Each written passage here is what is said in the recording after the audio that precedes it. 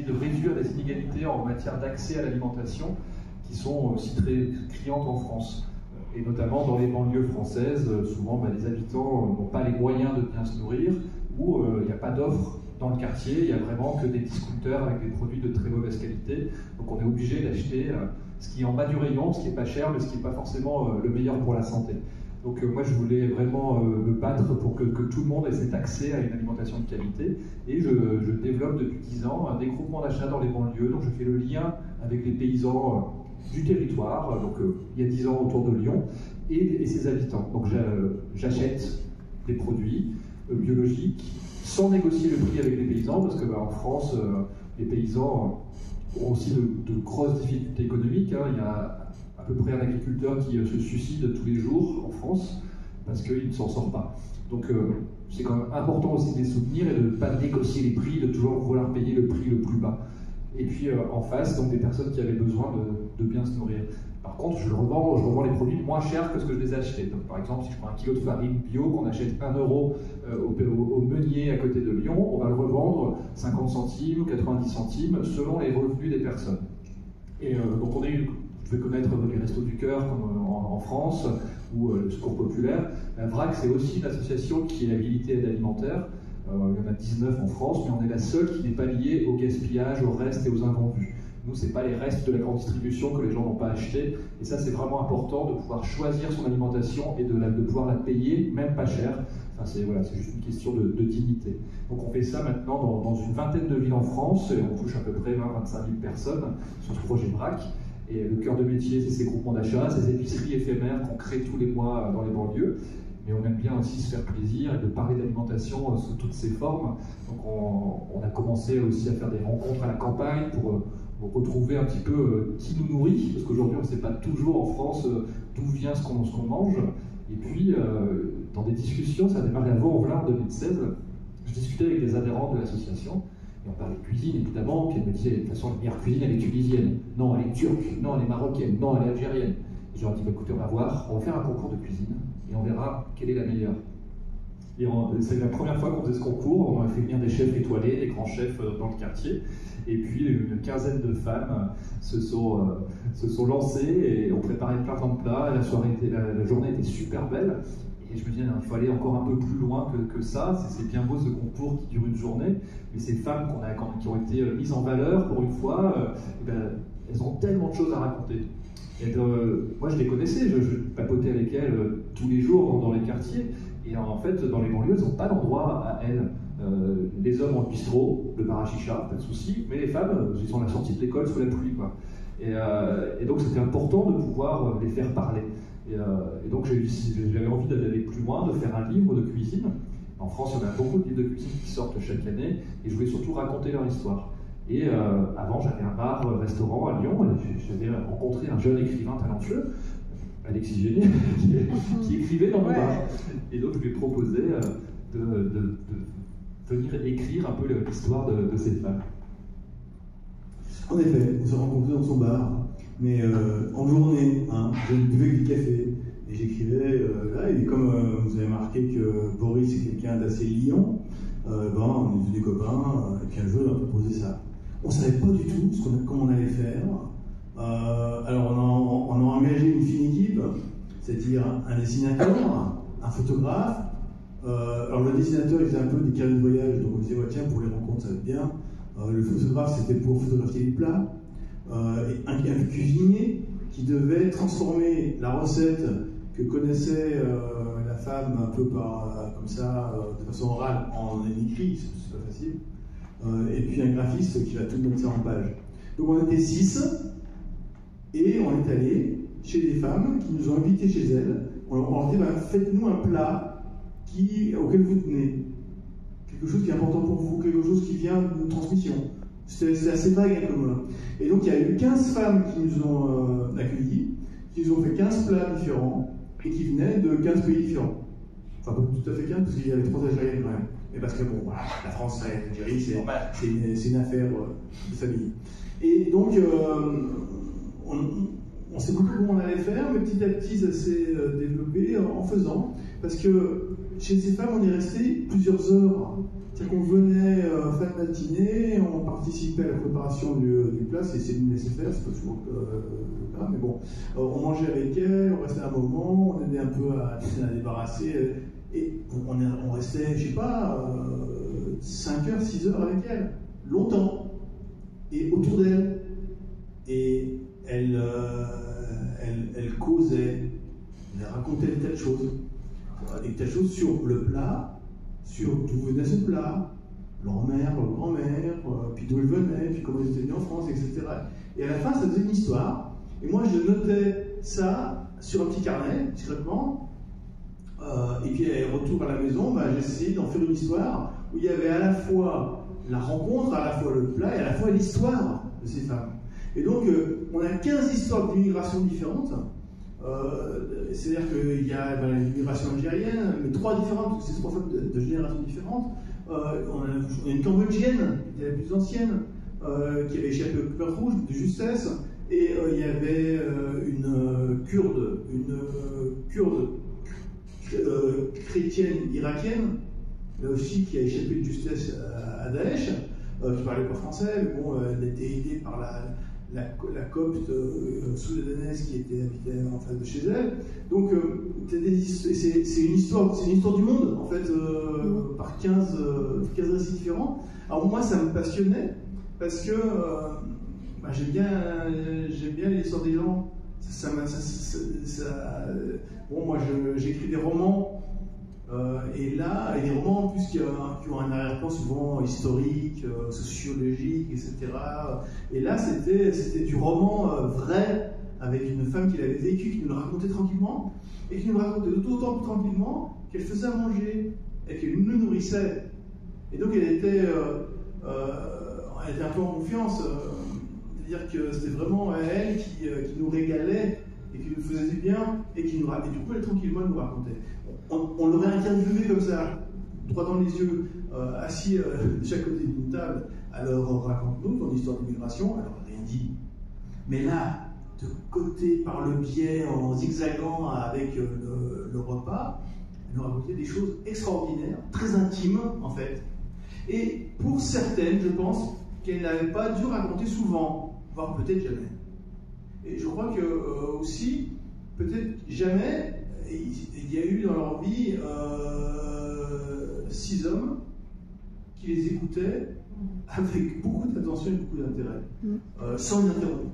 Sauf pour creuser un petit. Ah oui, mais ça, comme tu disais, mais et comment voilà, c'était. Donc, je pense que c'était. En plus, c'était bon. Parce qu'on est un peu gourmand, légèrement, et on a mangé des trucs extraordinaires.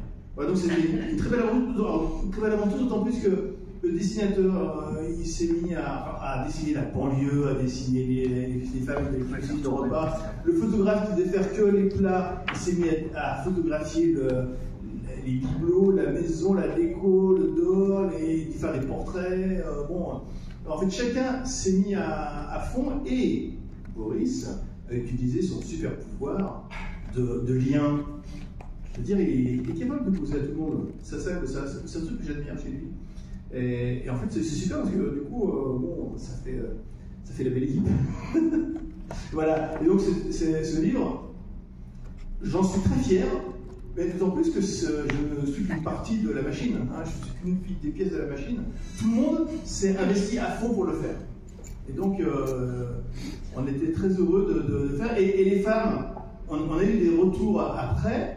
Elles étaient très heureuses qu'il y ait eu ce livre sur elles.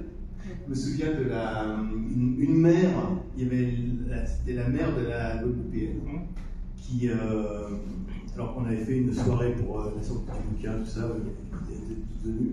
Et là, la mère, elle serrait le livre contre elle, avec un sourire de bonheur, et elle nous le faisait dédicacer à tous. Elle était super fière que sa fille soit dans un livre. Et c'était beau, et moi il y a plein comme ça d'histoires. Et c'était une très belle histoire d'amitié, de gastronomie, de partage, tout ce qu'on veut, enfin bon, tout ce qui est autour de la cuisine. Après, c'était le début, le démarrage, c'est pas simple. 6 hommes qui rentrent dans un appartement d'une femme, il Il fallait d'abord qu'il y ait un lien de confiance. Donc, moi, je l'ai rencontré, il y en a beaucoup qui étaient adhérents de mon association, donc je les connaissais, je savais qu'il n'y avait pas à avoir de problème. Et puis d'autres, il fallait avoir leur confiance pour pouvoir aller plus loin et réussir à s'inviter chez elles. On a eu quelques réflexions de féministes, mais 6 hommes quand même. En fait, on a juste mettre les pieds sous la table. Effectivement, c'est un peu. Aujourd'hui, c'est encore plus compliqué, mais ça s'est fait naturellement. On était une bande de potes et on voulait vraiment mettre en valeur, nous mettre au service de ces femmes. On ne savait pas trop où on allait, on ne savait pas ce qu'on allait entendre. Et on a eu des histoires assez terribles, mais toujours avec une dignité, avec une force, avec un sourire pour nous raconter les horreurs qu'elles ont pu vivre. Quand Alexis parlait de Lada, la Cambodgienne tout à l'heure, c'est une des histoires qui nous a le plus marqué. Elle fuit les Khmers rouges, on est en 1976, elle est dans la jungle avec son mari et ses enfants, et en fait, son mari se fait assassiner par les Khmers rouges juste quelques mètres derrière elle. Elle arrive à s'échapper et à se retrouver dans un camp de réfugiés en Thaïlande pendant plusieurs années avant de pouvoir arriver en France. Ses propres parents à cette Lada aussi étaient dans le même cas, mais eux ont immigré aux États-Unis et eux aussi ont perdu des enfants. Et ce qui est assez hallucinant, c'est que Lada, elle a donné un de ses fils à ses parents pour remplacer un frère décédé. Et ça, c'est quelque chose qui est assez surprenant dans notre culture. On avait du mal à comprendre ça. Quand vous êtes chez elle, vous voyez une photo de ses 6 enfants, 5 qui vivent en France et un dans un petit médaillon en tenue d'universitaire américain et qu'elle n'a pas vu depuis 1987. Et c'était quelque chose qui était très très fort. Et Lada, en plus, la communauté cambodgienne en France est très discrète. Ils restent entre eux. Donc elle parlait encore, même après 40 ans, très très très mal le français. Son deuxième mari aussi. Elle avait eu 3 enfants avec son deuxième mari, comme ça elle nous a dit, comme ça, pas de jaloux. 3 enfants avec le premier, 3 enfants avec le deuxième. Et ce mari aussi avait vécu la même chose. Et tu sentais les larmes qui remontaient 40 ans plus tard. Peut-être qu'ils en parlaient entre eux, mais d'en parler à des Français, à des étrangers, ça n'existait pas. Ouais, c'est sûr que c'est très impressionnant parce que, en effet, elle parlait très mal parce que aussi, pour élever ses enfants, pour que ses enfants aient une vie meilleure, elle a travaillé énormément, mais chez elle. Elle faisait de la couture à domicile, donc elle ne sortait pas. Et donc elle n'apprenait pas le français parce qu'elle ne faisait pas de français, etc. Mais bon, après, ses enfants ont fait des études, etc. Et quand elle nous racontait sa fuite du Cambodge, quand même, elle racontait qu'elle courait dans la forêt avec les Khmers rouges derrière, et son mari s'est fait abattre 50 mètres derrière elle. Donc elle a été sauvée in extremis. Et elle nous disait ça en faisant frire ses nems dans une grande casserole. Alors, comme elle racontait beaucoup, là, on a fait une quantité phénoménale, on en a mangé pendant une semaine, on a tous remis des sacs. Mais avec son français maladroit, à un moment donné, il s'est mis à dire, je ne sais plus comment dire, il dit « Ouh là là, dans la forêt, ça faisait ratatatata, ça faisait peur !» Avec un accent comme ça. Et là, personne n'a rigolé de l'accent. On a senti que c'était l'émotion la plus profonde qui essayait de sortir et de nous dire quelque chose d'horrible, en fait. Et là, bon, on était à l'écoute, on notait. On essayait de garder la distance. Puis Manu, le dessinateur, il dessinait, il était debout avec son carnet. C'est ça l'histoire des enfants. C'est fou parce que ça a commencé parce qu'on lui pose une question toute bête. Oui, alors t'as combien d'enfants? Et là, elle a hésité. Et là, on était abasourdis parce que normalement, quand on demande combien d'enfants, les gens ils savent. Enfin, les femmes ils savent. Et c'est là parce qu'elle ne savait plus trop comment compter, parce qu'avec les 3 d'un premier mari, les 3 autres d'un deuxième mari, puis un qui les donnait à ses parents, le chiffre n'était pas très clair pour elle. Et c'est là qu'elle a commencé à nous raconter tout ça. Et là, ça nous a vraiment touché. C'est vraiment à partir d'un petit détail, d'une petite question, que finalement on tire le fil et on se rend compte d'une histoire terrible, et que peut-être en effet, elle n'a pas raconté souvent. En tout cas, elle n'a pas raconté souvent à des Français. Puis bon, connaissant la pudeur des Cambodgiens, entre eux aussi, ils ne doivent pas le raconter non plus beaucoup. Les Cambodgiens ne s'épanchent pas beaucoup.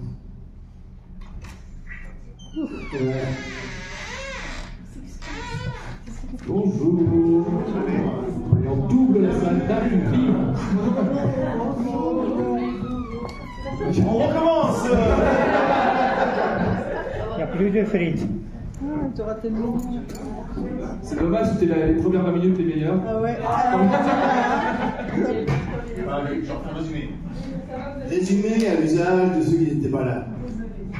L'association VRAC vend des produits alimentaires pas chers dans les cités. Bio, locaux, etc. Dans des endroits où il n'y a pas de magasin, où les gens n'ont pas d'argent, mais c'est moins cher que Carrefour. Et voilà, c'est une association, maintenant c'est dans une douzaine de villes de France. 20 villes de France, 25 000 personnes concernées, c'est un marché qui marche. Voilà. Et donc on a fait ce bouquin à force de fréquenter, Boris, à force de fréquenter des femmes qui venaient acheter des produits et parler cuisine, eh bien on a voulu qu'elle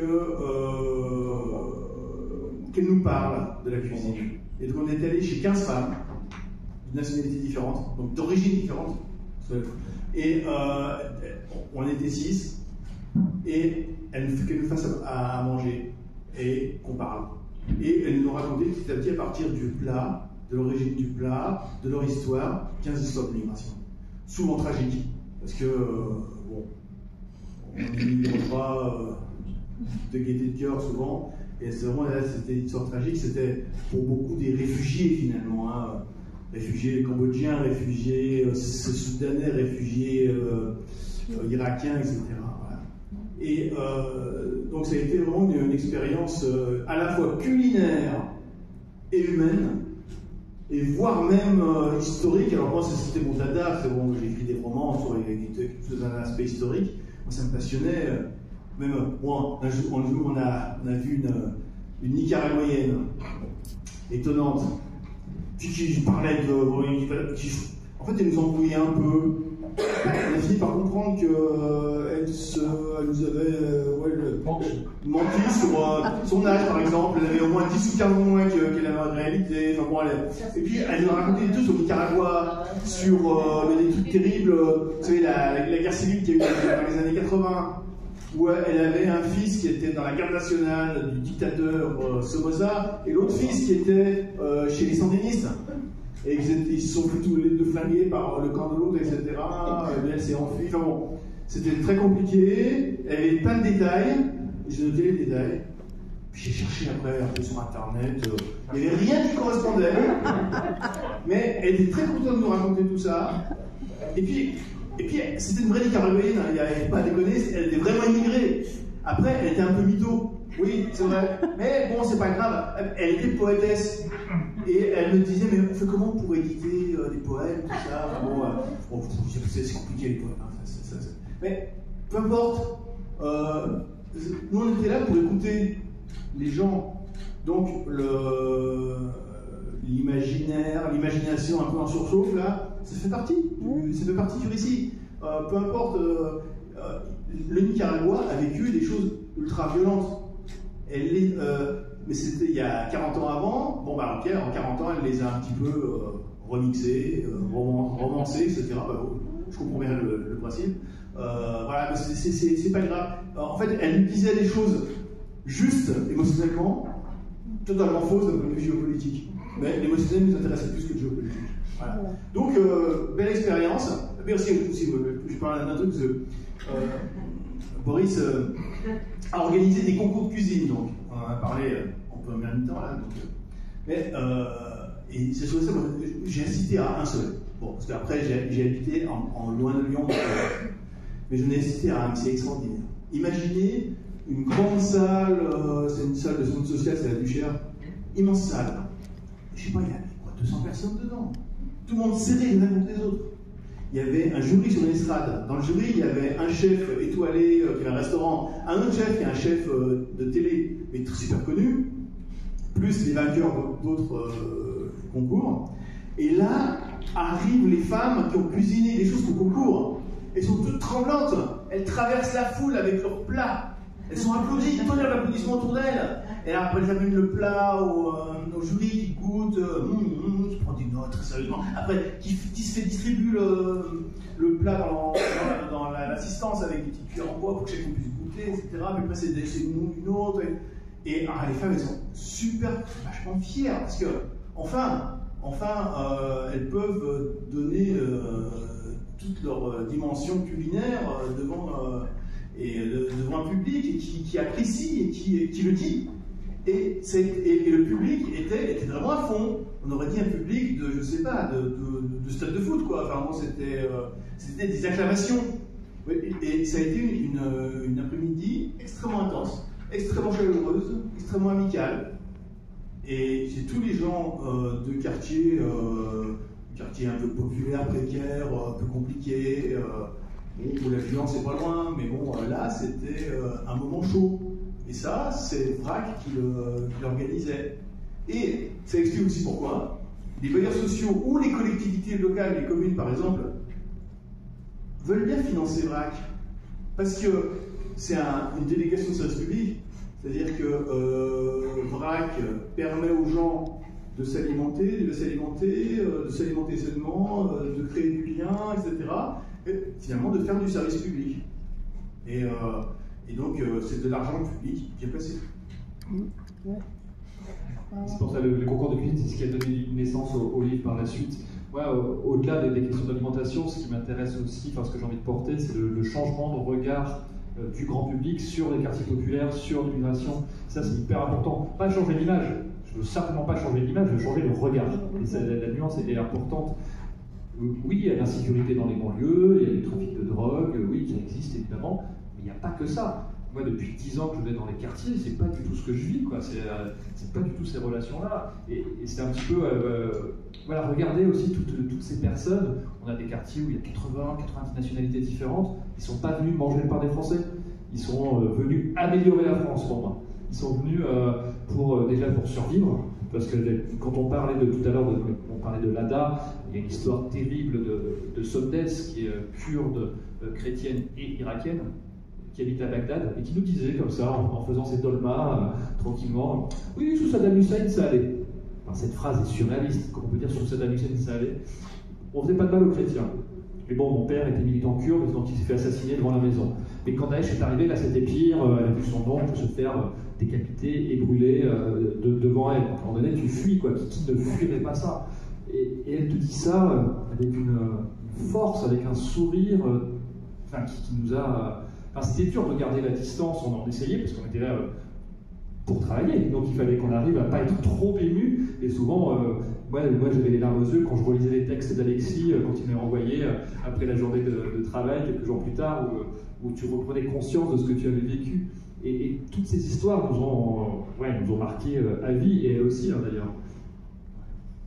Alors, à propos justement de la violence, il y avait un truc que tu m'avais raconté un jour. Donc, tu étais avec un copain photographe à Rouen-en-L'Inde, donc ville un peu agitée. Et là, il y a une voiture qui arrive en fonçant, s'arrête brusquement à côté d'eux, ceux qui marchaient sur le trottoir. Il y a 4 jeunes types à l'intérieur, en douche. Et il y en a un qui lisait l'apostrophe. Mais tu fais quoi là, toi? Qu'est-ce que tu fais? Ouais, mais je suis Boris, quoi, tu te vraques. Non, pas toi, l'autre là, le photographe. Il fait quoi? Et il est avec moi. Silence. Bon, ça va. Il avait un flingue qui m'a bien montré, quand même. Donc là, c'était tout simplement, les points de deal, c'était les types qui étaient là pour vendre des produits illégaux et qui venaient voir si c'était pas des observateurs, des polices, machin, etc. Donc c'est des endroits qui sont surveillés, voilà. Et donc ça existe. Mais après, c'est vrai que bon, ces femmes qu'on a découvert, alors moi à la base, je suis un type de la campagne et à l'âge adulte, je suis un bobo de centre-ville, moi. La banlieue, je ne connais pas. Et là, grâce à Braque, grâce à Boris, j'ai découvert un monde complexe, avec de la violence, c'est sûr, mais avec des tas de gens qui vivent, des tas de gens qui sont des battants. Et là pour le coup, c'était des battantes qui se décarcassaient, qui des fois vivaient avec pas grand-chose. Nancy, oui, alors c'est une femme incroyable. Parce que la Kurde, elle ne parlait pas français, parce qu'elle est arrivée. Heureusement, il y avait la Copte qui habitait en face, la Copte qui venait du Soudan. Elle était égyptienne, elle s'est installée au Soudan, elle s'est installée à Khartoum. Bon. Elle était ingénieure de droit public. Et son mari était chirurgien dentiste. Donc, quand même bourgeoisie installée. Le problème, c'est que comme ils étaient coptes, ils avaient des problèmes avec les islamistes. Leur fils se fait enlever par les islamistes. Heureusement, l'évêque copte négocie, il récupère le fils, mais il voit que c'est super dangereux. Ils s'enfuient la nuit de Khartoum, ils traversent le pays, ils s'embarquent dans un port de la mer Rouge sur un bateau qu'ils ne connaissent pas. Ils sont à Fonkal avec des Éthiopiens dont ils ne parlent pas la langue, et le bateau part, ils ne savent pas où. Ça vogue, ça vogue, ça vogue, et bien un jour, le bateau les débarque sur un port, ils ne savent pas où ils sont, ils descendent, il y a un type qui passe. Il l'interpelle en arabe, l'autre répond en arabe, c'est un Algérien, ils sont à Marseille. Et l'Algérien comprend la situation et les emmène à l'église copte. Et là, il s'installe là, le monsieur chirurgien-dentiste ne peut pas faire valoir ses diplômes, donc il est préparateur de commande à Carrefour. Et elle n'a jamais trouvé de boulot. Elle a essayé, elle a demandé. Bon, elle a appris le français toute seule avec un dictionnaire et la télé. Et depuis, elle aide ceux qui sont de langue arabe et qui les nouveaux arrivants. Parce qu'elle dit, oui, mais quand je suis arrivé il y a 10 ans, personne ne m'a aidé, alors moi j'aide. Et voilà, il y a une solidarité puissante là, qui est. Et c'est plein de détails comme ça qui montrent dans cette banlieue qui est quand même plein de gens précaires, plein de gens pauvres, avec une violence qui existe. Il y a plein de gens qui vivent de façon belle et forte et qui sont des battants qui vont essayer de surmonter ces obstacles. Et c'est vrai que s'occuper de cuisine, ça peut paraître, vu des centres-villes, ça peut paraître futile, mais il y a un enjeu sanitaire, de santé, qui est assez important. Il y a également un enjeu économique, et puis il y a un enjeu aussi de lien familial et de lien entre les gens. C'est ça qui est reconnu par ceux qui vont financer VRAC, parce que finalement, ça a l'air de rien, c'est bon plat, mais ça fait du bien au corps, au cœur et à l'âme, et au lien social. En plus, c'est bon. Ah oui, puis ce qui est fou, et ça on a vu sur les concours de cuisine sur ce livre, ces femmes qui sont déjà extraordinaires au quotidien, juste le fait d'avoir été juste la star d'une journée, d'avoir été valorisée derrière même des places des montagnes. Dedans, maintenant il y a quelques femmes qui ont repris des études de cuisine, qui ont monté des boîtes de traiteurs, alors qu'elles étaient hyper éloignées de l'emploi, mais juste parce que un chef étoilé lui a dit mais ton plat, je le mets à la carte de mon resto, et en fait ça change tout. Au début, les chefs, quand ils ont un concours de cuisine, ils disent ouais, on va manger 15 couscous, et en fait ils se sont rendus compte de la richesse culinaire, et juste d'être écoutées, valorisées, mais c'était extraordinaire. On a fait la promotion du livre avec elles sont passées à la télé, à la radio, en France, elles étaient hyper fières, elles ont été reçues à la mairie de Lyon, on a gagné des prix, et ça c'était... c'est comme le mariage ou la naissance du petit, quoi. C'est un truc qui reste mais toute ta vie, quoi. D'avoir été à ce point. Et puis maintenant, elles sont toujours copines. Pour la plupart, il y en a quand même quelques-unes sur les 15, je crois qu'il y en a 4-5 qu'on ne voit plus, que j'ai jamais réussi à recontacter. Mais il y en a beaucoup qui sont restés vraiment en lien, qui sont toujours amis, qui continuent de faire des choses ensemble. Donc, et ce qu'on ne mesurait pas, c'est au final, nous, on voulait les remercier, et c'est elles qui nous ont remerciés. Je me souviens de Sadia qui est afghane, elle m'envoie une photo à la FNAC à Lyon, elle est à côté du tas de livres, et avec ses enfants, et elle me dit « Je ne te remercierai jamais assez d'avoir rendu mes enfants fiers de leur mère ». Et là, je restais « Non, merci à toi, c'est vous qui faites ce livre, nous on est juste des techniciens là-dedans ». D'ailleurs, Maurice a annoncé notre tournée en Algérie sur le Facebook de VRAC. Ces femmes continuent de suivre ça et applaudissent et like les posts qui parlent de ça. Donc elles sont toujours attentives à ce que devient ce bouquin. Donc voilà, on est content de continuer à l'accompagner, à le porter. C'est ambivalent. C'est ambivalent parce que grâce à ce bouquin, on est allé à Montélimar. À Montélimar. Ouais. C'est pas rien. On a gagné le prix des écrivains gastronomes. On a gagné une boîte de nuit à chacun, c'était super. Et après, on est allé invité à l'Institut français d'Alexandrie, à l'Institut français du Caire, et puis à Beyrouth, Et puis après à Boston, Boston University, on a fait des conférences dans le département français de Boston University. On a essayé de goûter des trucs américains, c'était compliqué. Hein. Le hamburger américain est quand même de taille géante. Voilà. Et donc là, en Algérie, c'est vrai que le livre, il a eu un certain succès médiatique, il a eu un succès même commercial. D'ailleurs, pour un livre comme ça, il s'est vendu bien. L'éditeur qui ne croyait pas au début était assez content. Hein. Il a manifesté le fait qu'il était heureusement surpris. Et bon, il date de 2017. On est en 24. En France, il n'est plus vraiment présent dans les librairies. Donc il ne se vend pas. Donc finalement, si on continue à en parler, c'est parce qu'on trouve que c'est une expérience extraordinaire et que de toute façon, l'expérience de vrac continue.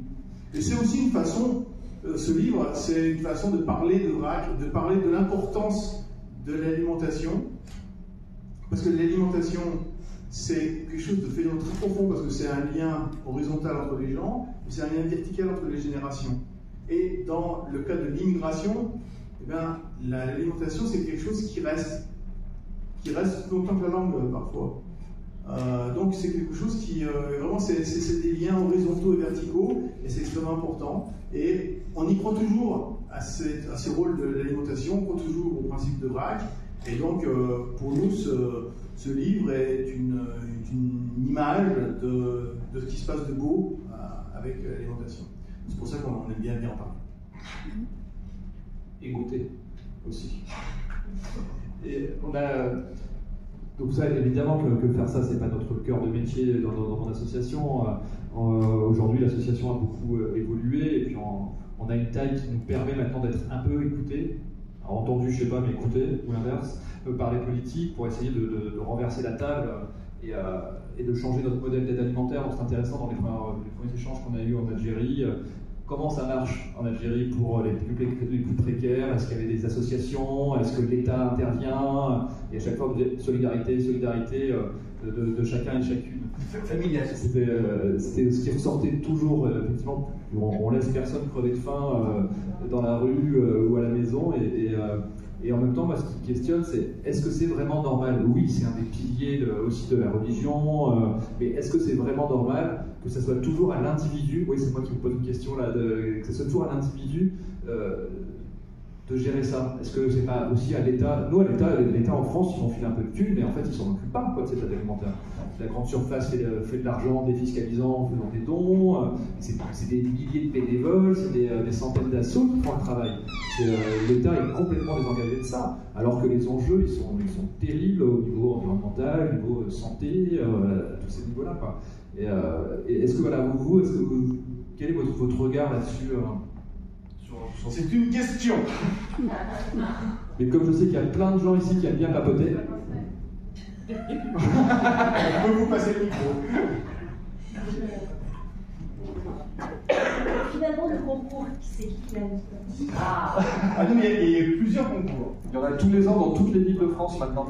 Et l'année dernière, on a fait le super méga concours. On a invité à Lyon, dans un très beau lieu, la Cité de la Gastronomie, un lieu très bling bling. Donc ça changeait un peu des centres sociaux. On a invité tous les vainqueurs de tous les concours de France.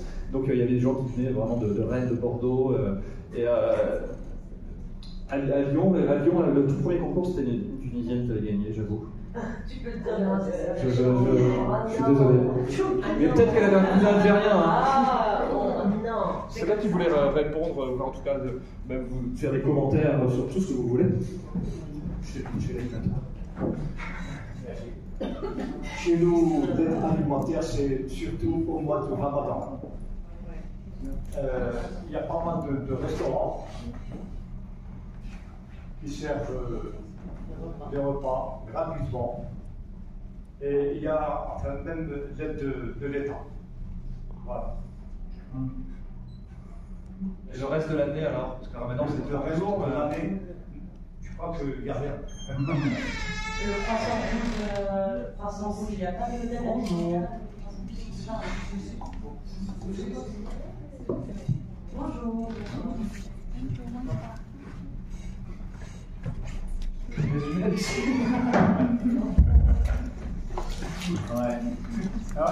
aussi, dans cette histoire de précarité alimentaire, il y a quelque chose de la... merci.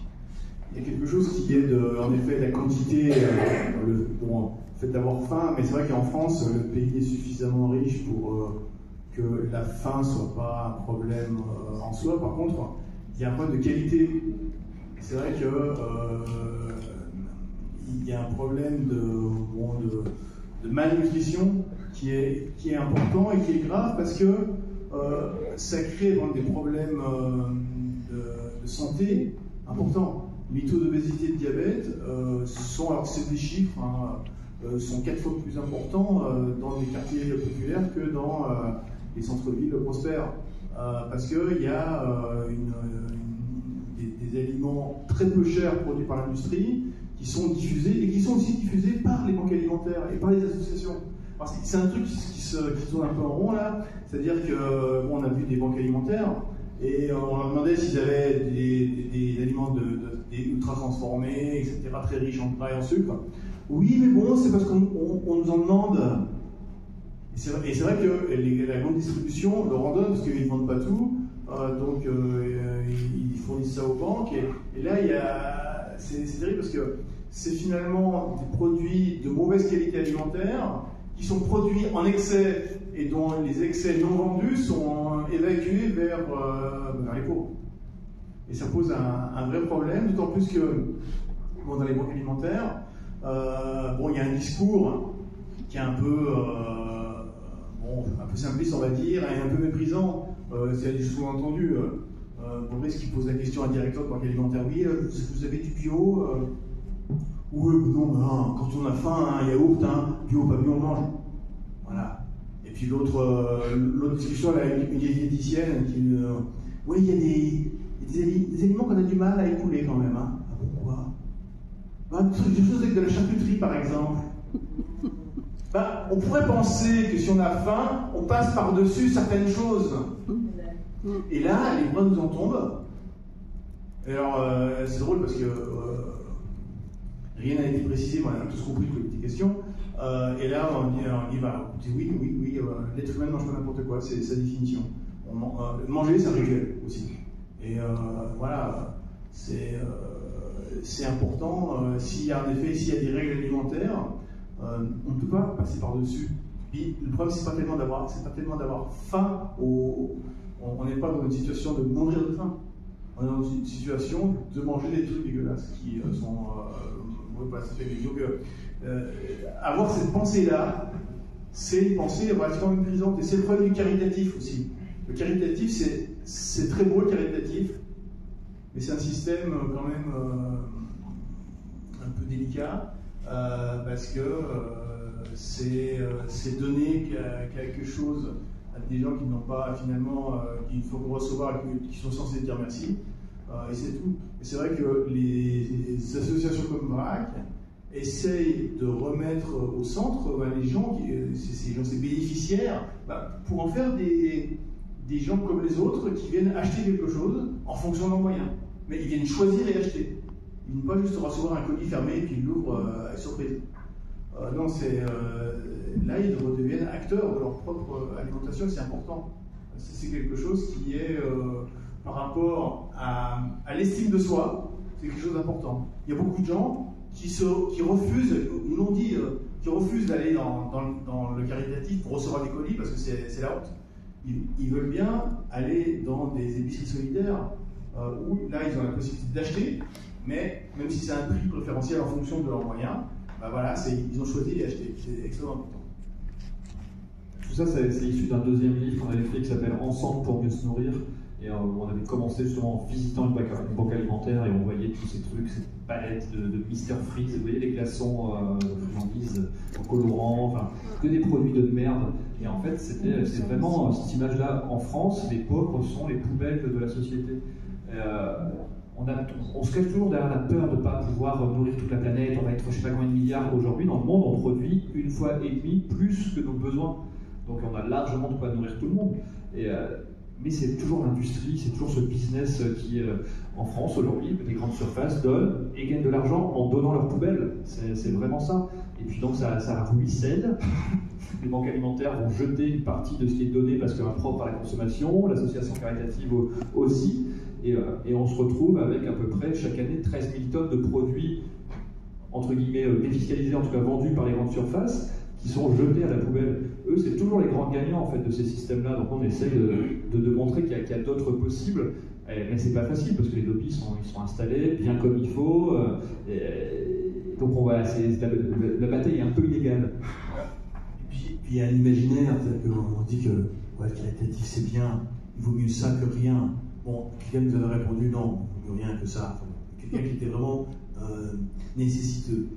Puis un jour, j'ai envoyé ça à la diététicienne qui parlait de la charcuterie, lui a dit, pour dans les yeux, mais vous n'avez pas l'impression d'empoisonner les gens avec ce que vous leur distribuez. Et là, mais c'est dur ce que vous me dites là, c'est dur. Parce que c'est vrai que là, il y a tout son monde qui s'effondrait, quoi. Il avait l'impression de faire le bien. On lui disait que non, c'est plus compliqué que ça. Mais non, ben voilà, c'est vrai que là, c'est très compliqué toute cette affaire-là, parce que on pense que il vaut mieux ça que rien, et que le pauvre, il faut qu'il dise merci. Et dans ce livre, on avait fait un tour de France, de montrer qu'il y avait plein d'initiatives qui, en fait, d'auto-organisation, de personnes qui se rassemblent pour consommer différemment, quel que soit ton niveau de vie. Et on en est là aujourd'hui à essayer de trouver des solutions. À Soumoulou, dans le sud-ouest, le fameux Jordan qui avait cette phrase forte, ils ont monté un petit jardin avec les habitants du quartier et qui nourrissait 40 familles en légumes toutes les semaines. Donc, mais est-ce que c'est vraiment toujours aux gens de devoir faire ça, de devoir porter ça en plus du reste? Donc on milite pour retourner la table, pour vraiment pour cet enjeu fondamental. Je dirais Boris, le social, ça se paye. Ah ouais, c'est des choix politiques en fait, tout ça. Tout n'est que choix politique, que ce soit dans la culture, je pense à toutes les discussions qu'on a pu avoir hier, que ce soit sur les questions d'agriculture, d'alimentation, tout est choix politique. Donc il faut qu'on continue de se battre. En fait, on n'a pas le choix. Moi, tous les jours, il n'y a pas une journée où je me dis à quoi bon, très honnêtement. À quoi bon faire tout ça? On est 60 millions dans le pays, je touche 25 000 personnes, j'arriverai jamais, je serai toujours une alternative. Je serai toujours à la marge, je ne serai jamais la norme. Et puis à chaque fois, je me dis, mais bon, si on fait rien, ce serait pire en fait. Quoi. Donc on continue de se motiver, et puis tu as envie aussi pour tes gosses, pour toutes ces jeunesses qui arrivent aussi, de ne pas forcément vivre la même chose. Donc c'est un combat de tous les jours, donc parfois inégal, mais je pense qu'on n'a pas d'autre choix que de ne pas lâcher, quelle que soit notre thématique, quel que soit l'endroit où on se trouve, on doit se battre tout le temps. Quoi. N'hésitez pas à poser des questions, sinon on parle jusqu'au bout de la nuit. S'il vous plaît, une question, si vous permettez. Pour votre livre à la page jaune très suggestive, est-ce que vous avez compulsé des ouvrages algériens dédiés à la cuisine algérienne et maghrébine? Si oui, lesquels? Autre question, est-ce que vous avez gardé contact avec les 15 cuisiniers qui ont inspiré votre livre? Merci. Alors non, on n'a rien consulté. C'était vraiment, ça voulait vraiment pas être un livre érudit. On voulait vraiment se consacrer à ce qu'on avait vu, ce qu'on avait vécu et ce qu'on nous avait raconté. Donc voilà, on n'a pas, c'est pas du tout un livre encyclopédique, c'est vraiment un livre de rencontres, de récits. Et puis les femmes, sur les 15, il y en a une dizaine qu'on a pu continuer à être en contact. Il y en a qui sont très discrètes, sont pas faciles de contact. Donc c'est vrai que voilà, on les a pas. Elles ont bien voulu nous accueillir une fois. Après, la cambodgienne, non, elle reste très très discrète. On n'a pas pu la revoir. Voilà, mais pas tous les coups. En tout cas, oui, sur la recherche culinaire, déjà réussir à retranscrire les recettes orales à l'écrit, c'était une mission, parce qu'on se paraît bien là-dessus. Alors, tu mets une mesure de farine, une mesure de sucre. Oui, mais c'est quoi une mesure? C'est ce que tu veux. Le cuistot qui était là dans le livre, il galérait un petit peu. Et la cuisson, tout à l'heure, là, il a on a sorti le thermomètre, on était équipés quand même, à l'œil ou à l'odeur. Donc, non, c'était pas l'objectif d'avoir en tout cas quelque chose de gastronomique. Et en même temps, ça c'est plus quelque chose qu'on retrouve dans les concours qu'on organise. C'est vraiment fou, cette diversité, cette richesse. Je me souviens d'un concours de cuisine à Strasbourg, c'était un plat géorgien qui avait gagné. Les chefs, tout étoilés qu'ils étaient, ils n'avaient jamais goûté ces épices, ils n'avaient jamais goûté ces herbes, parce que ça venait d'un endroit qu'ils ne connaissaient pas. Et moi, c'est ça que j'ai envie aussi de montrer. Tout ça, on n'a pas que la blanquette de veau en France, quoi. Il y a toute une cuisine qui demande qu'à continuer de se développer et puis de faire parler d'où on vient, en fait, de dire d'où on vient. Je pense qu'il n'y a pas beaucoup de vrais Français en France. Donc il y a cet enjeu. Peut-être que par la cuisine, on arrivera à être un peu plus proches les uns des autres encore. Puis on s'assoit ensemble pour manger. Déjà, c'est un bon début. Je peux donner mon avis sur la question. Alors, en Algérie, il y a beaucoup de subventions alimentaires, beaucoup de produits alimentaires de premier choix. Première nécessité. Ceci dit, la problématique se trouve beaucoup plus sur les canaux de distribution.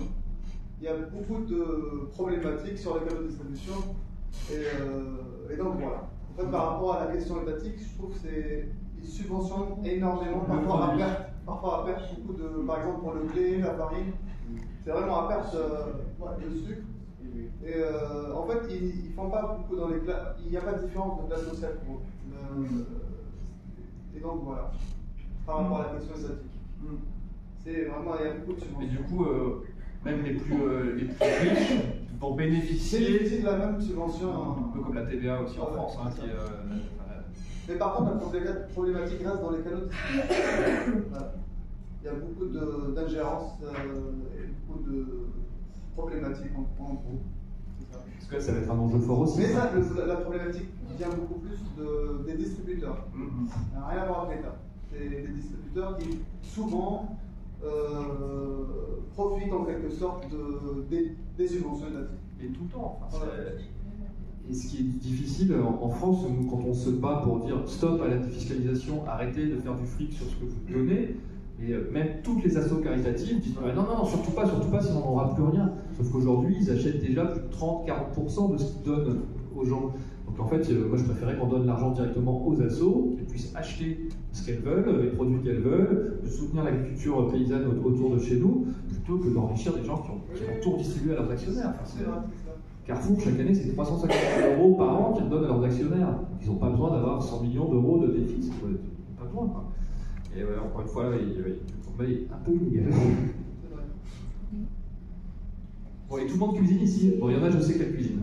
Ces femmes-là, comment vous les avez rencontrées, ces 15 femmes? Il y en a quelques-unes qui étaient adhérentes de mon asso. Donc je les voyais sur les groupements d'achat, sur les épiceries éphémères, chaque semaine dans les différents quartiers où j'étais. Et puis il y en a d'autres. Alors, on ne voulait pas rentrer dans une histoire de quotas, mais on voulait quand même une diversité de profils. Et j'allais dans les cours de français langue étrangère, donc avec les femmes primo-arrivantes. Et j'essayais de leur expliquer le projet, leur montrer quelques débuts de planche, un bout de dessin, d'expliquer le projet pour pouvoir en toucher de nouvelles. Et c'est vraiment. Et puis, toujours, plusieurs fois, je l'ai rencontré. Vraiment, il y avait vraiment, c'est hyper important de faire ce lien. C'était moi à l'étranger, c'était pas elle au final, qu'elle faisait confiance en moi. Il n'y a pas eu trop de blocage, il y a eu 2-3 hommes qui nous ont interdit d'aller chez eux. C'est toujours les hommes qui font chier de toute façon. Mais sinon, dans l'absolu, ça s'est quand même plutôt bien passé. C'est des femmes qui cuisinent. Ben oui. Et pourquoi les hommes interdisent aux femmes? Moi, sur les concours de cuisine, des fois, j'ai des femmes, elles n'ont pas le droit d'aller faire un concours de cuisine parce que leur mari leur a interdit. Et j'avais eu une expérience comme ça à Nantes, j'en parlais à Oran l'autre jour. Et la femme insiste, et dit non, je veux quand même participer à ce concours de cuisine. Et il lui dit ok, mais t'as qu'une heure. Tu vas qu'une heure. Et puis en fait, elle a gagné le concours, elle est revenue avec un robot de cuisine, parce qu'on essayait d'avoir des super beaux lots et tout. Et je ne sais pas pourquoi, il devrait être fier en fait, quoi. Mais sois fier, quoi. Regarde ce qu'elle a fait, regarde comment c'était la star de la journée. Et pourquoi de vouloir la bloquer, l'empêcher de. C'est juste partager un plat, quoi. C'est pas grand chose, mais il y a des barrières difficiles à casser parfois. Mais là, on a rencontré quelques femmes de caractère et je pense qu'elles ne se laissent pas trop embêter. Les apparences sont trompeuses. Même toi. Même toi. Je dois y croire. Et la nouvelle génération, là, ça cuisine un peu, là? Tout le monde cuisine? Moi, j'ai une émission culinaire. C'est pas vrai. Moi, France ne me laisse pas rentrer à la cuisine. Est-ce que c'est vrai? Est-ce qu'elle a raison, en fait, de ne pas vous laisser rentrer dans la cuisine? Est-ce que c'est plus sage? J'ai peur de rentrer. Vas-y, raconte ton émission culinaire, ça m'intéresse. Ça t'intéresse plus? Bonsoir, Louise Alpha, je suis comédienne et en même temps animatrice d'une émission culinaire. Donc je cuisine et j'anime avec une collègue à moi, on est deux comédiennes. Et c'était une idée de faire de la cuisine sous un autre angle, deux comédiens, deux artistes qui cuisinent. Pas forcément des recettes exactement comme on les fait, mais on essaye de faire ça d'un coin un peu comique. Voilà. Donc c'est une émission en Kaby que j'anime voilà, sur Zahra TV, une chaîne privée ici en Algérie. Voilà, donc moi, personnellement, j'essaie de faire des plats vraiment traditionnels. De grand-mère, comme vous avez dit là, les mesures, c'est comme on veut à peu près, à l'œil, exactement. La cuisson, c'est à l'odeur, ou la forme par exemple des gâteaux, surtout la couleur aussi. Donc voilà, donc c'était une très belle expérience pour moi. J'adore cuisiner. C'est intéressant. C'est pas de la comédie, j'espère. C'est pas de la comédie. Non, mais non, c'est une vraie émission. Non, c'est une vraie. C'est rare, mais c'est rare que ce soit pas justement un chef, voilà, avec tout exactement, c'était ça l'idée de faire de la cuisine, pas en tant que chef, en tant que deux artistes. Qui est un peu moins sérieuse et la collègue un peu maladroite, elle fait des dégâts à la cuisine et c'est parti, c'est de ce côté-là. Et c'est vraiment ça. Voilà. Et bravo pour le magnifique. Merci. Merci à vous. Il y en a quelques exemplaires qui arrivent bientôt, peut-être. Bientôt. Les exemplaires. Mais ils vont arriver en lundi ou mardi. Il y aura quelques exemplaires. Ce que je disais, c'est que ce livre aujourd'hui, on en a vendu à peu près 5000, à peu près, ce qui est beaucoup pour un livre de cuisine. Donc il est accessible sur des sites dont je tairai le nom parce que je déteste. Et donc je préfère, j'ai le PDF du livre que je vous enverrai de France et qu'on pourra, j'enverrai à l'Institut français et tous ceux qui veulent pourront avoir le PDF entier du livre gracieusement. Comme de toute façon on ne le vend plus, on peut le donner. Et c'est pas défiscalisé, hein. C'est pas une banque alimentaire littéraire. Même si c'est moins agréable, enfin moi je trouve de lire en numérique, mais moins. Est-ce que c'est pas facile de faire des bouquins? Pardon, pour l'écriture de votre livre, vous avez mis combien de temps pour l'écrire, réaliser? Tout le projet a duré une bonne année, je pense, entre le repérage, en tout cas trouver les femmes, tout ce travail de leur proposer du projet. Après, comme on était nombreux, on essayait de caler les rencontres sur au moins 3 sur une semaine, histoire de. Donc ouais, ça dure 1 an, je pense. Ça a dû durer 1 an entre le début et le moment de l'achèvement. Après, en termes d'écriture, je sais pas. J'ai dû mettre peut-être 8 semaines, mais par petits bouts. C'est-à-dire, c'était réparti sur l'année, c'est-à-dire j'écrivais au fur et à mesure. Donc c'était assez bon, j'écris assez vite, donc ça va. Mais donc c'était. Après, il fallait aussi attendre les photos, il fallait attendre que les dessins soient terminés, il fallait attendre que le graphisme était terminé aussi. Mais bon, voilà, ça s'est fait un peu en pointillé pendant 8 années. C'est souvent les dessins qu'on attendait plus longtemps parce que le travail c'est quand même assez long et d'ailleurs à chaque fois Emmanuel Prost, le dessinateur, restaient encore plusieurs heures après nous dans le quartier. Ils pouvaient s'asseoir vraiment au Mas du Taureau à Vanvelin, ils se posaient par terre, ils dessinaient ce qu'ils voyaient. Il y a un dessin avec, on voit un chantier avec une belle pelleteuse jaune, parce que on sortait de chez une des femmes, je ne sais plus laquelle, et il dit ça, bon, il dit oh, il y a une magnifique pelleteuse, ben, je vais la dessiner. Et donc nous on est rentrés. Dans le livre anglais, ça. Il est resté à dessiner sa pelleteuse parce que tu vois, c'était un beau jaune. Ouais, puis ça montrait aussi le renouvellement urbain des quartiers, la reconstruction. Mais ouais, non, il était complètement fou. On l'adore. L'invente l'écoulement des livres. Compliqué. Enfin, compliqué. En fait, les maisons d'édition, quand on a. Nous, en fait, le livre, on a tout fait. Moi, j'avais trouvé déjà des moyens pour financer tout le monde. Donc, chaque artiste était payé. Chaque femme, difficile de les payer parce que certaines n'étaient pas françaises. Donc, elles avaient tout un bon d'achat de 200 € dans mon association et on remboursait toutes les matières premières. Alors la majorité n'a pas voulu pour les rembourses parce qu'elle nous invitait et qu'elle ne voulait pas. Mais en tout cas, il y avait un bon d'achat aussi. Et donc en fait, le livre, il était fait entièrement. Donc après, on a sollicité plusieurs éditeurs. Il n'y avait plus qu'à appuyer sur le bouton impression en réalité. Et puis là, on s'est confronté à des refus. Ouais, mais votre livre, c'est pas un livre de cuisine, c'est pas un livre d'histoire, c'est un peu tout, c'est un peu rien, on sait pas trop où foutre. D'autres disaient oui, ça nous intéresse, mais dans un an. Et puis, nous, on voulait. Alors, l'objectif, c'était vraiment pas de gagner du tout de l'argent, c'était vraiment que ça existe et qu'il soit bien distribué partout en France, qu'il soit dans toutes les librairies. C'était vraiment ça qu'on avait envie. Et donc, on a rencontré Albin Michel, département Beaux Livres, et il commence par nous défoncer le projet en nous disant que les livres comme ça, le dernier qu'il a fait, il en a vendu 800, que ça marche pas bien, et qu'eux, ils font que des coproductions. Donc, donc en gros, ils nous demandent, si vous voulez qu'on fasse le livre ensemble, c'est 50 000 €. Il fallait que je trouve, en plus de l'argent que j'avais déjà trouvé pour payer tout le monde, il fallait que je trouve 50 000 € pour préacheter des exemplaires ou sponsoriser le projet.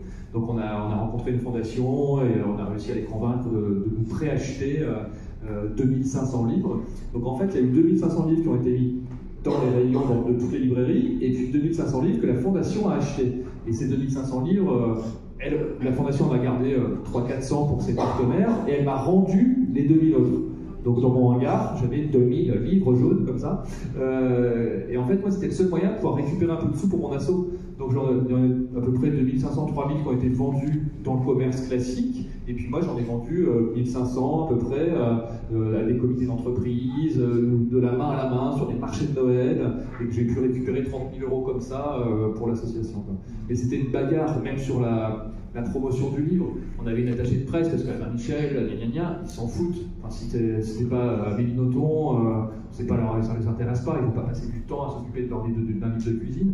Donc moi j'ai contacté plus de 200 journalistes sur LinkedIn que je connaissais pas forcément, des journalistes culinaires, de plein de télé, de radio, de machin, en proposant le projet. Et on a réussi à avoir quand même entre 80 et 90 retours presse, local, national, pour le bouquin. Et une petite anecdote vraiment qui m'avait à la fois fait rire et agacé, notre attaché de presse d'Albin Michel m'a dit Boris, comment t'as fait t'as eu Télérama, on n'a jamais d'article dans Télérama, tu peux me donner le contact de la journaliste? Je dis bah non, là, juste tu n'as rien fait pour nous, donc faut pas abuser quoi. Donc ouais, c'est en fait quand t'as envie qu'un projet existe, il faut vraiment se bagarrer quoi. Sauf si t'es hyper connu et que tout est facile, mais moi j'aime bien ne rien lâcher.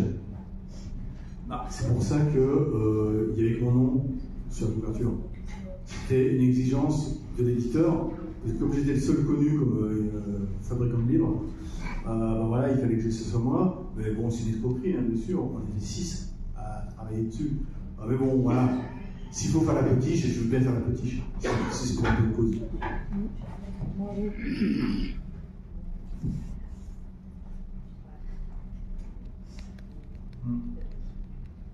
Est-ce qu'il y a une suite pour d'autres... On a longtemps hésité. En fait, on s'était tellement régalé et on se demandait est-ce que ça apporterait vraiment quelque chose de différent. Il y aurait eu 15 autres histoires, peut-être de 15 autres femmes, mais je pense qu'on avait vraiment fait l'objet aussi qu'on voulait faire et qu'on aurait eu du mal à faire aussi bien ou mieux peut-être.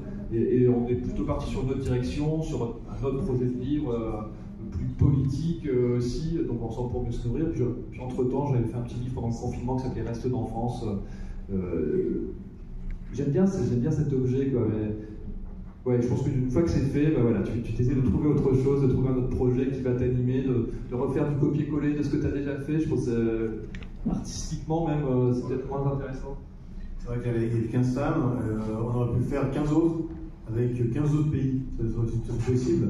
Après, même si c'est vendu pas mal pour un livre comme ça, il s'est vendu aussi grâce à un financement d'une fondation qui a considéré que c'était un plan de communication pour RAC, etc. Donc ça se refait pas.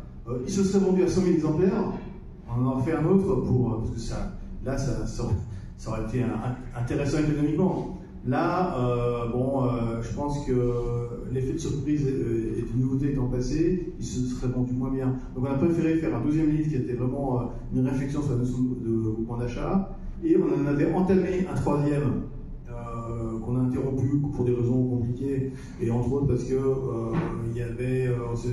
on n'était pas très clair sur ce qu'on avait à dire politiquement, parce qu'on voulait parler justement de grands principes sur la lutte contre la précarité alimentaire. Mais on ne l'a pas abandonné, vraiment, hein, on n'a pas abandonné l'idée. Quand on sera prêt,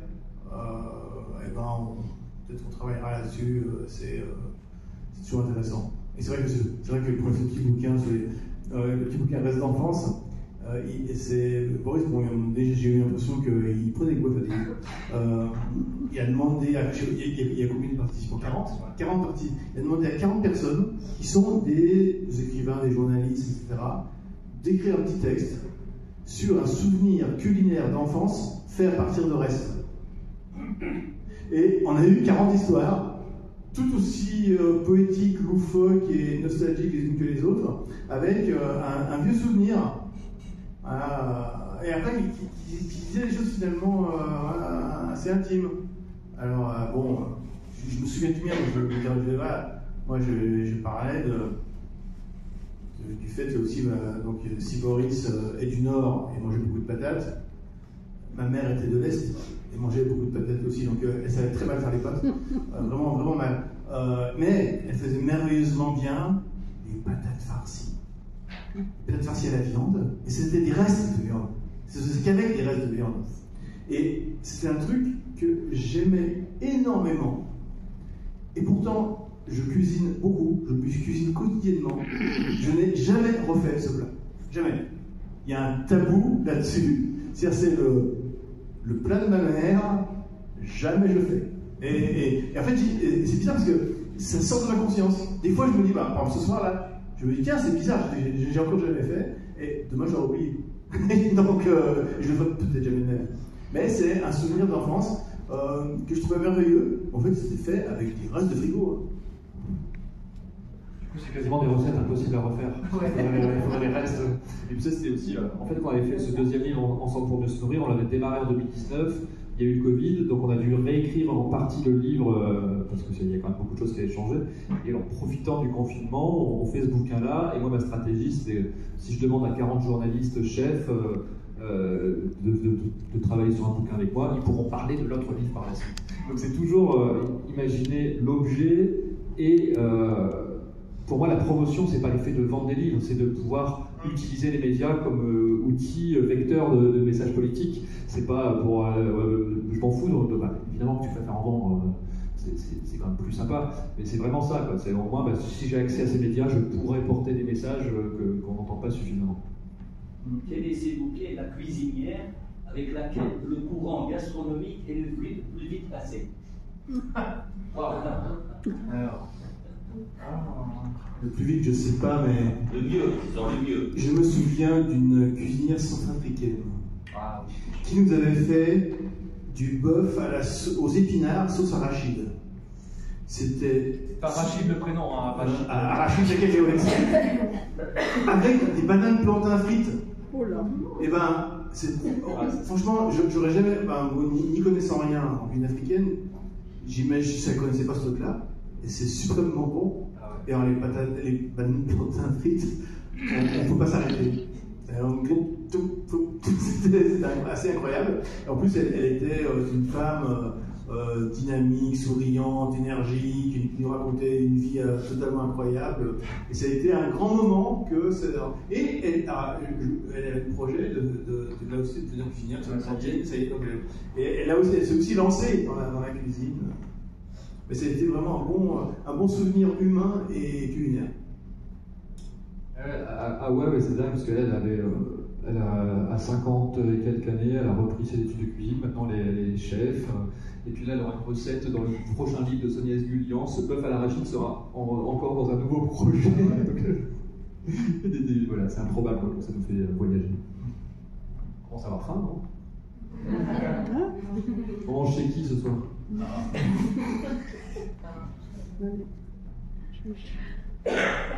Excusez-moi, je ne voudrais pas monopoliser la parole, mais je voudrais juste vous demander, est-ce que vous avez goûté à tous les plats? Ah oui, tiens. Ah oui. Non mais c'était, faut voir les quantités en plus, c'était énorme. Ouais, on a tout goûté, on passait vraiment l'après-midi à manger, puis on essayait de finir, puis des fois on partait effectivement avec des petits paquets. Et non, on s'est régalé, sauf une fois. Il faut être honnête. Un plat qui était un petit peu raté, un gâteau de foie de volaille un peu limite, mais non, tout le reste c'était merveilleux. On s'est régalé, quoi. C'est aussi pour ça qu'on faisait c'était pour goûter toute cette cuisine. Mais vous n'avez pas parlé du ciblé de lapin truffé au marron. Parce qu'on n'en a pas eu. Un ciblé de lapin truffé au marron. Ah non, il y a un an. Ben, monsieur cuisine ça ce soir.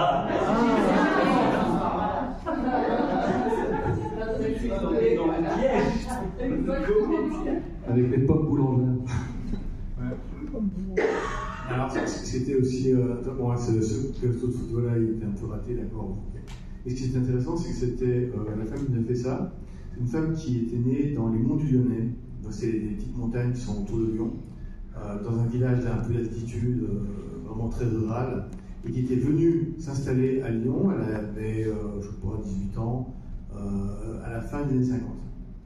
Et là, le passage du petit village de montagne à la grande ville, ça a été une immigration. Elle a beau être française dans le village et française dans la ville, n'empêche qu'il y avait ce choc, et en plus il y avait le choc de la modernité. Et donc, alors ça c'était quelque chose qui nous avait été suggéré par l'éditeur. Ah, et puis ça serait intéressant, tout ça. Et en effet, c'était vraiment intéressant de voir qu'il y avait cette immigration intérieure, et avec justement toujours une transmission de cuisine entre deux civilisations finalement. On peut être exilé à quelques kilomètres en fait, et être complètement déconnecté parfois, que ce soit une autre réalité. C'était le cas. Sur les 15 plats, quel est le plat qui vous a le plus plu? Les dolmas.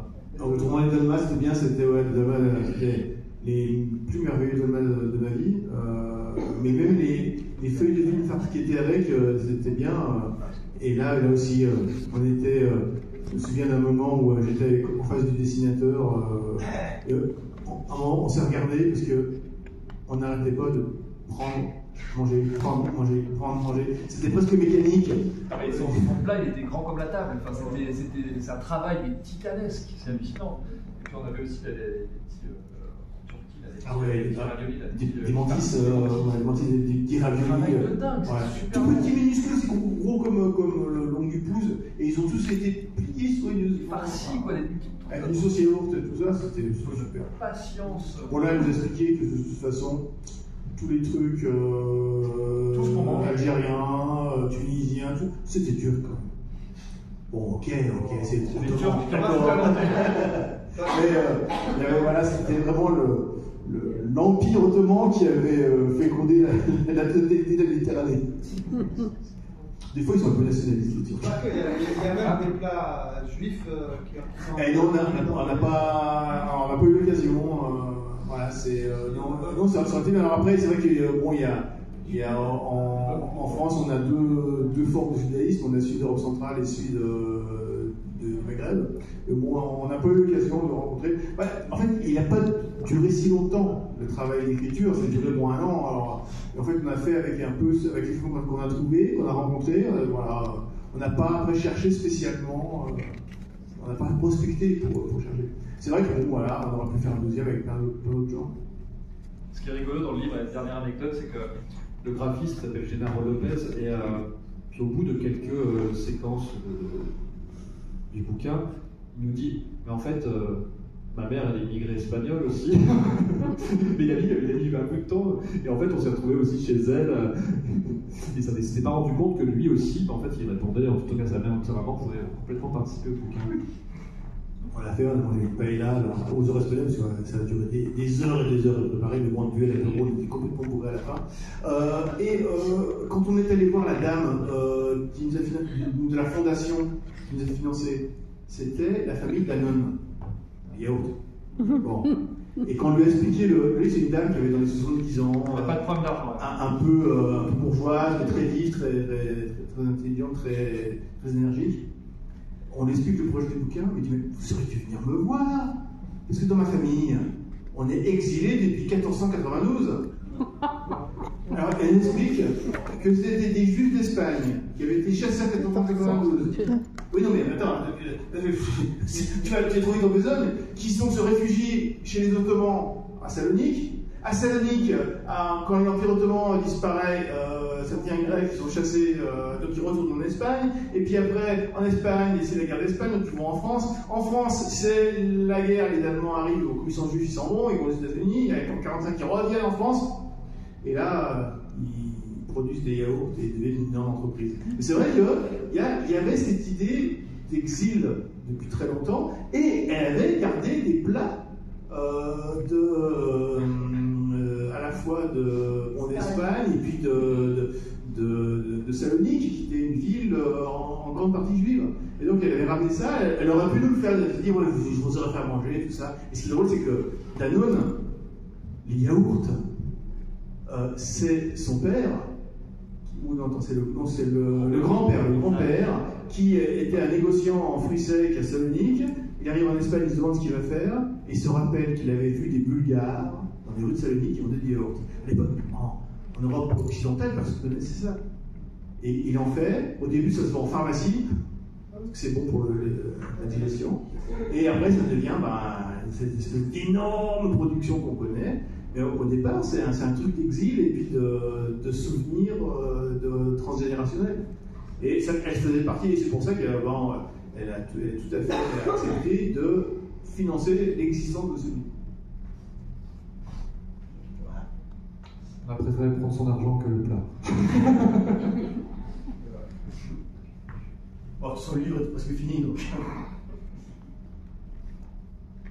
S'il était un documentaire, est-ce qu'il faut qu'on vérifie le contrat. Oui, on aurait pu aussi, ça aurait pu effectivement. Ça, c'est un truc que j'ai découvert dans les contrats d'édition. Je ne mesurais pas, c'est qu'en fait, il y a toujours une petite clause que le livre peut se transformer en film, en documentaire, et souvent les éditeurs ne te le disent pas pour garder ses droits pour eux. Donc sur Family Thune d'ailleurs, en fait, je pense qu'on s'est tellement fait arnaquer sur toute la ligne qu'on n'aurait pas eu les droits de nous. Donc, mais ça aurait pu, ouais, complètement. Alors, il y a eu une télé qui est venue nous accompagner un jour, enfin France 3 nous a accompagnés lors d'un repas, donc j'ai filmé un petit peu. Alors après, on n'aurait pas eu tous ces témoignages. Moi je suis écrivain, donc je crois à la parole, je crois à l'écrit, puis j'y crois au dessin aussi. Voilà, donc du coup, pour moi, le documentaire filmé n'est pas mieux que l'écrit, enfin, voilà, parce que c'est mon dada, c'est l'écriture.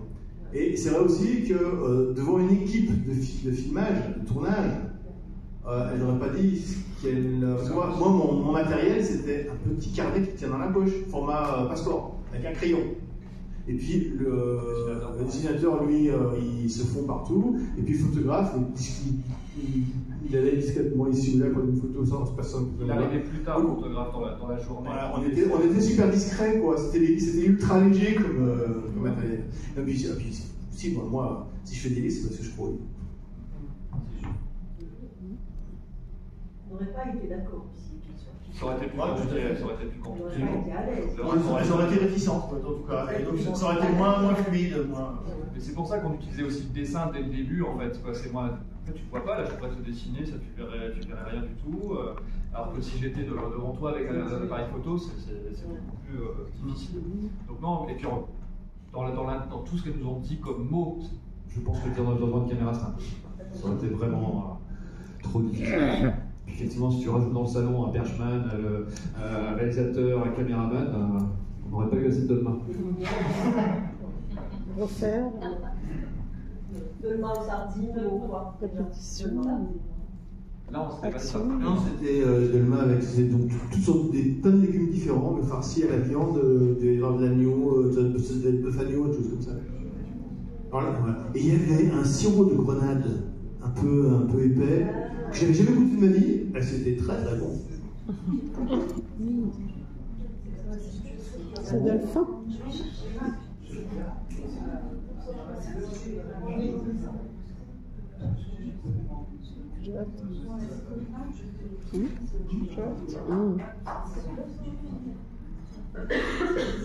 Est-ce qu'il y a d'autres questions, commentaires? Est-ce que vous avez eu des problématiques par rapport aux thématiques politiques dans les pays où vous avez été par rapport au livre? Ah non. Non. Non, on n'a pas eu de retour. Je pense pas. Après, il n'a pas dû s'exporter beaucoup, hein, donc mais bon, non, il n'y a pas de problème. Après, bon, on parlait, parce que comme ces femmes étaient immigrées, bah, souvent il y avait une affaire politique derrière. Donc on racontait ça, mais de façon légère. Hein. Bon, après, on n'avait pas à prendre position sur une guerre lointaine qui était élue il y a 20 ans. Mais bon, voilà, non, simplement, on racontait des contextes.